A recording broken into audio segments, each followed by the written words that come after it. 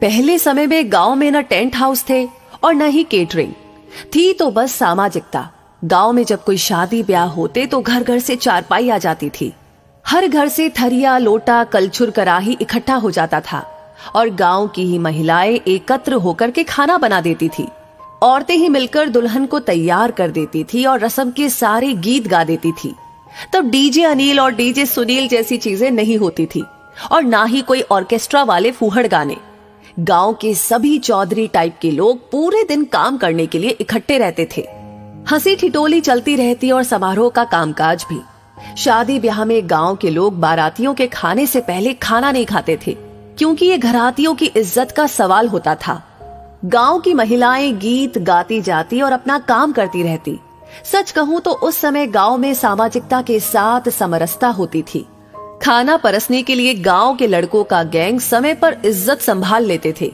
कोई बड़े घर की शादी होती तो टेप बजा देते, जिसमें एक कॉमन गाना बजता था, मैं सेहरा बांध के आऊंगा मेरा वादा है। और दूल्हे राजा भी उस दिन खुद को किसी युवराज से कम न समझते। दूल्हे के आसपास नाव हमेशा रहता। समय समय पर बाल झाड़ते रहता था कंघी से और समय समय पर काजल पाउडर भी पोत देता था ताकि दूल्हा सुंदर लगे। फिर दोबारा का चार होता, फिर शुरू होती पंडित जी की महाभारत जो रात भर चलती रहती। फिर कोहबर होता और ये वो रस्म है जिसमें दूल्हा दुल्हन को अकेले में 2 मिनट बतियाने के लिए दिया जाता। लेकिन इतने कम समय में कोई क्या खाक बात कर पाता। सवेरे खिचड़ी में जम के गारी गाई जाती और यही वो रस्म है जिसमें दूल्हे राजा जेम्स बॉन्ड बन जाते। हम नहीं खाएंगे खिचड़ी। फिर उनको मनाने कन्या पक्ष के सब जगलर टाइप के लोग आते। अक्सर दूल्हे की सेटिंग अपने चाचा या दादा से पहले ही सेट रहती थी और उसी अनुसार आधा घंटा की पौन घंटा रिसियाने का क्रम चलता और उसी से दूल्हे के छोटे भाई सहबाला की भी भौकाल टाइट रहती। लगे हाथ वो भी कुछ न कुछ और लहा लेता। फिर एक जयघोष के साथ खिचड़ी के गोले से एक चावल का कण दूल्हे के होठों तक पहुंच जाता और एक विजयी मुस्कान के साथ वर और वधू पक्ष इसका आनंद लेते। उसके बाद अचर धरुवा, जिसमें दूल्हे का साक्षात्कार वधू पक्ष की महिलाओं से करवाया जाता और उस दौरान उसे विभिन्न उपहार प्राप्त होते जो नगद और श्रृंगार की वस्तुओं के रूप में होते।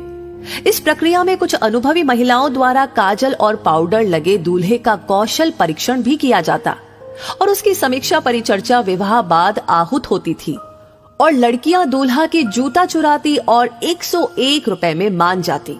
फिर गिने चुने बुजुर्गों द्वारा माड़ो यानी विवाह के कर्म कांड हेतु निर्मित अस्थायी छप्पर हिलाने की प्रक्रिया होती।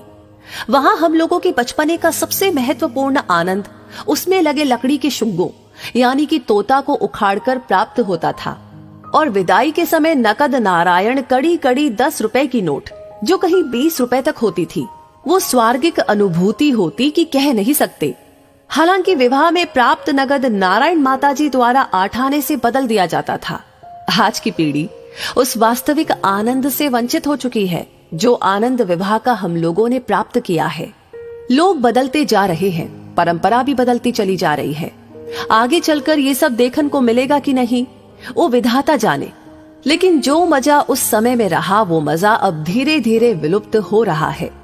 वैसे आप क्या कहेंगे इस बारे में? आप कितना सहमत है? आपकी क्या राय है? हमें जरूर बताएं और इस वीडियो को ज्यादा से ज्यादा शेयर जरूर करें। आपका हर एक लाइक, हर एक कमेंट और हर एक शेयर हमें मोटिवेट करता है ऐसी चीजें, ऐसी बातें आप तक पहुंचाने के लिए।